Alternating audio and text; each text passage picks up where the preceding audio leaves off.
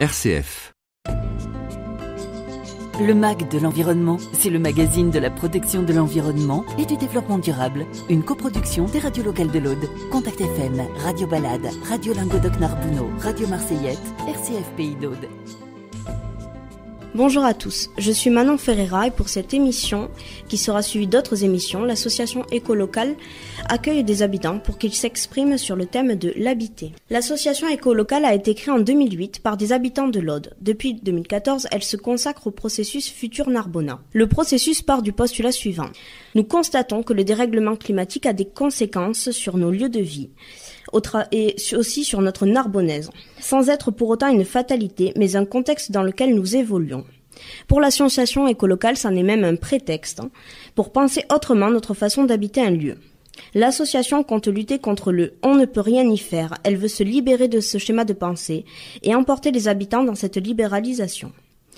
L'association veut que les habitants, en se regroupant, embellissent l'existant, leur territoire, par le biais de projets dont ils seraient les gardiens, car ce sont eux qui détiennent l'expertise d'usage. Nous les invitons à porter la parole habitante. Ne nous voyons plus comme des êtres interchangeables, mais prenons conscience que nous sommes irremplaçables, parce que nous sommes uniques, parce que nous sommes des acteurs et des porteurs de projets. La renonciation et l'accommodement ne sont pas des options envisageables pour l'association écolocale. Engageons-nous positivement pour notre territoire et arrêtons de penser que les habitants n'ont pas de poids, qu'ils ne peuvent pas, mais commençons à nous envisager ensemble comme étant collectivement le remède à tout ce qui ne va pas. Donc pour cette émission, nous avons été rejoints par 3 habitants de la Narbonnaise. Ils vont évoquer les notions suivantes: habiter un lieu, être habitant. Donc nous allons démarrer avec une première question. Alors, un habitant n'est-il que le résident d'un lieu ou celui qui l'emprunte souvent quotidiennement? En somme, est-ce qu'il faut vivre, comme le dit le cadre législatif, dans un logement qui fait au moins 9 mètres carrés pour se considérer comme étant habitant? Ou est-ce que parce qu'on est un usager régulier d'un lieu, on est légitime, par exemple, à donner son avis sur l'aménagement d'un lieu de vie, d'un quartier? Donc je vais les laisser se présenter un à un. Alors, je m'appelle Bijoma Camille, j'habite à Narbonne depuis 4 ans. Dans le quartier de la Cité. Et effectivement, quand je suis arrivé à Narbonne pour y habiter, j'ai un petit appartement de 45 mètres carrés qui me convient très bien. Alors, je m'appelle Amalita de Serrat, j'habite à Narbonne depuis 30 ans. Je vis dans le quartier Cité, un centre de ville, derrière la poste, et je me plais énormément et j'ai envie d'agir pour ma ville. Bonjour, je m'appelle Joël Raymondi, j'habite à Narbonne depuis une dizaine d'années. J'ai fait le choix pour des raisons strictement personnelles, notamment de météo, c'est-à-dire d'ensoleillement. Voilà, on est à 2 pas de la mer, à 2 pas de la montagne. Et voilà, moi, une de mes premières difficultés, c'est les transports, puisque je travaille à l'extérieur, et donc la question de comment on peut se déplacer en dépensant le moins d'énergie est une des questions qui nous préoccupe. Et j'habite dans un quartier un peu extérieur, le quartier de Rochegrise. Donc, un habitant n'est-il que le résident d'un lieu ou celui qui l'emprunte souvent quotidiennement, selon vous? Alors pour moi, je me pose la question justement, si c'est habiter un lieu ou être habitant. Pour moi, être habitant, c'est très important, puisque nous vivons dans un lieu que je ne veux pas qu'il sombre dans la dégradation. Moi, je viens d'un pays magnifique, c'est le Pays Basque, je me suis tombée amoureuse de Narbonne. Donc, je me sens vraiment très investie. Pour l'améliorer, je veux que ma ville soit propre, colorée et verte. Donc, je fais tout pour. Pour moi, tout simplement, un habitant, c'est quelqu'un qui a choisi un lieu de vie. Et ce lieu de vie fait partie de la cité, tout simplement. Et ce choix de lieu de vie, effectivement, ça peut être le temps, la montagne, la mer, ça peut être beaucoup de choses. Pour moi, le choix a été vite fait. Quand je suis arrivé à Narbonne, j'ai trouvé une ville qui était historique, puisqu'il y a quand même une très grosse histoire chez Narbonne. Et puis d'autre part, on a quand même le choix de la montagne, de la mer, du vin aussi, faut dire les choses comme elles sont. Et la ville de Narbonne, c'est quand même une très belle ville sur Languedoc-Roussillon, et je m'y plais. Et puis je pense que je vais finir ma vie ici, tout simplement. Pour ma part, c'est effectivement votre question m'intéresse beaucoup, m'interpelle, parce que je pense que l'habitant n'est pas qu'un consommateur, enfin n'est pas juste venir dormir là comme on irait dans un hôtel ou dans un camping-car. Moi, ce qui m'intéresse en tant qu'habitant, je ferai l'équivalent avec le citoyen, c'est-à-dire comment je peux participer. Vous parliez d'experts d'usage, comment je peux participer aux décisions qui vont être prises et qui vont me concerner, mais pas moi, ma petite personne, c'est pas intéressant. Mes voisins, mon quartier, puis les autres quartiers. Parce que je crois qu'on est quand même une très très grande commune en surface, en superficie. Là.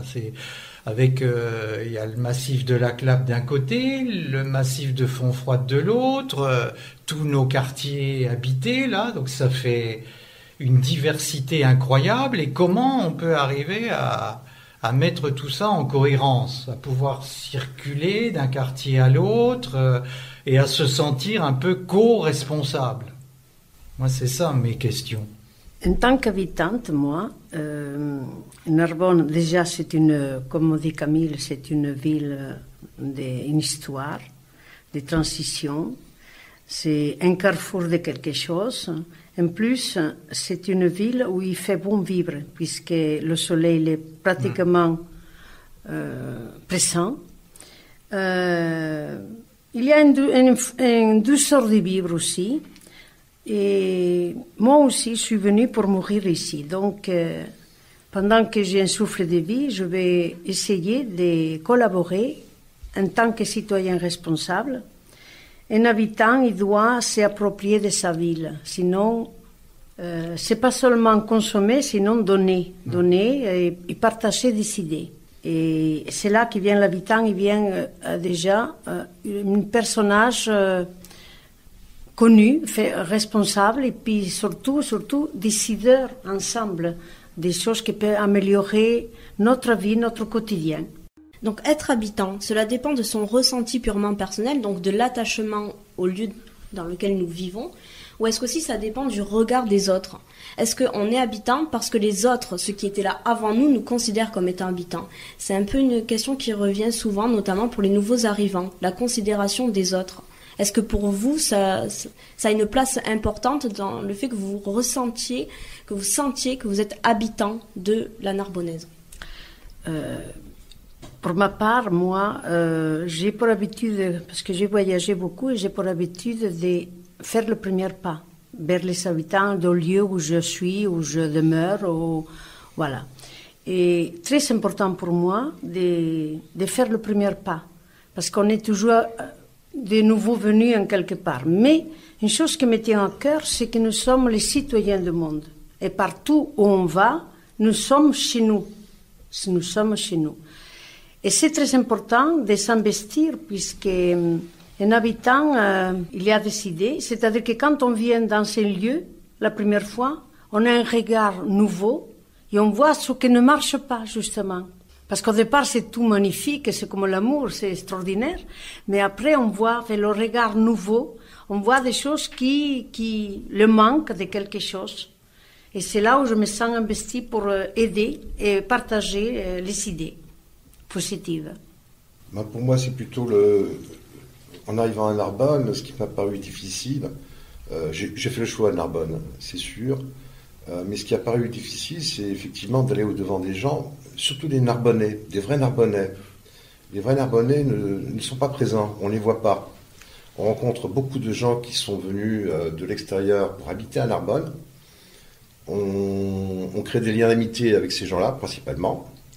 Et quand on cherche un peu, quand on essaie de comprendre un peu la culture de Narbonne, et de la Narbonnaise en général, pour rentrer un peu dans les natifs du coin, c'est très délicat, c'est difficile, ils ont une tendance à rester entre eux. C'est pas eux qui vont au-devant des gens, c'est plutôt nous qui allons au-devant d'eux. Et c'est vrai que cette approche-là, elle est très particulière, parce que dans d'autres régions, on ne retrouve pas ça. J'ai aussi beaucoup voyagé en France, Et c'est vrai que dans notre région, on ne trouve pas ça. On cherche plutôt à connaître les gens, alors qu'ici, on ne cherche pas à les connaître. On part du principe qu'on est d'abord des touristes. C'est un peu ça l'idée. Et c'est vrai que c'est très délicat. Je commence maintenant, au bout de 3 ans, 4 ans, à me faire des amis qui sont vraiment du terroir. Mais c'est vraiment beaucoup d'efforts pour aller au-devant d'eux. Voilà. Oui, moi, je me souviens, la première mission professionnelle qu'on m'avait demandé, là, c'était en 99, et on me dit ah, mais ici, si tu n'en as pas 8 générations au cimetière, c'est pas la peine d'essayer de te croire au doigt. Alors, je me demandais ce qu'il voulait dire, quoi. Mais en réalité, oui, il y a un peu de ça. Il y a une sorte de méfiance ou de distance, comme ça. Par exemple, moi, je participe à la réserve communale de sécurité civile. Là. Il y a une 60aine de personnes qui donnent de leur temps totalement bénévole pour surveiller, pour pas qu'il y ait de feu l'été. Là. Et 85, pour pas dire 15% de ces bénévoles, là, c'est des gens extérieurs, comme vous, monsieur, là, ou comme moi, hein, enfin, je veux dire, qui viennent, mais qui sont pas narbonnais. C'est comme si les narbonnais, ils se disaient que l'affaire du feu, ils connaissent, puis qu'ils ont pas besoin de... Enfin, voilà, ils savent ce que c'est. Et voilà, il y a cette difficulté. En même temps, si on n'est pas né ici, c'est un peu normal qu'on fasse le premier pas. Enfin, il y a un peu quelque chose à donner à connaître de ce que nous sommes ou de ce que nous voulons, enfin pour pas faire peur ou pour je ne sais quoi. Mais c'est vrai que ça fait un peu une difficulté. Et là, c'est peut-être le rôle, entre guillemets, du politique de proposer des outils comme vous êtes au conseil de quartier, je crois, vous, madame. Donc, oui, voilà, pour un peu venir donner un avis dans un endroit où je pourrais parler au même titre que mon voisin. Voilà. Et puis ce qui m'ennuie surtout aussi dans cette approche, c'est que quand on cherche, quand on va dans une ville, on sait qu'il y a un lourd passé historique, mais on cherche aussi à connaître la culture de cette ville. Et la culture de cette ville, je me suis toujours posé une question toute bête, c'est quel est le plat qui représente le plus Narbonne? Et c'est une question toute bête que je me suis posée, parce que bon, en Alsace, il y a choucroute, en Lorraine, ce sera les potées, en Bretagne, ce sera les crêpes bretonnes. À Narbonne, cette identité culturelle, on ne l'a pas. Mis à part la culture du vin, où c'est plus une production industrielle, pratiquement du vin, à Narbonne, on n'a pas ce côté vraiment personnalisation de la culture des gens qui habitent à Narbonne.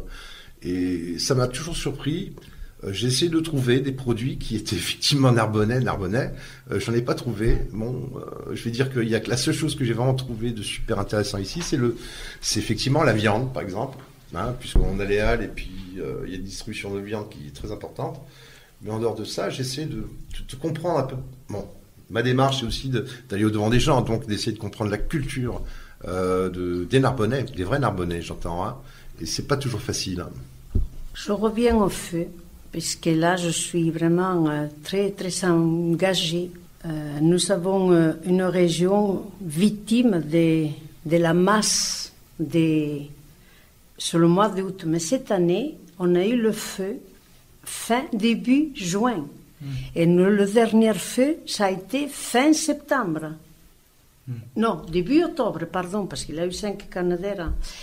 Et tous les habitants de Narbonne devaient quand même se lever, agir pour remédier à ces choses-là. Parce que notre patrimoine naturel, il est basé sur des pins, que c'est des torches vivantes. Ça défie le terrain. Ça ne sert à rien, parce que vraiment, je me demande que le pin d'Alep, qu'est-ce qu'il fait ici?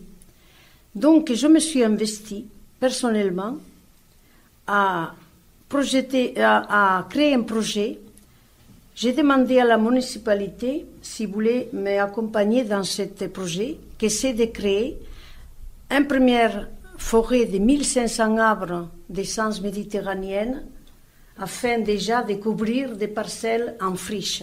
Ensuite, on a créé, de la deuxième parcelle, je vais finir pour le fait très important, un berger d'école, parce que c'est sera école, de réinsertion sociale de 200 une génération intergénérationnelle, de 250 arbres fruitiers en milieu forestier pour observer si on peut planter dans les sites brûlés, si on peut planter. Et ça, franchement, je profite d'être là, de demander à tous les habitants de s'investir dans cette thématique parce que sinon, on va pas avoir de pluie et on va venir, on est déjà un climat méditerranéen, mais on va venir un désert si on continue comme ça. Et nos paysages, ils vont mourir. Voilà. Ça, je tiens à le dire parce que je suis très investie là-dedans. L'association écolocale a été ravie d'avoir eu le plaisir d'écouter ces 3 habitants.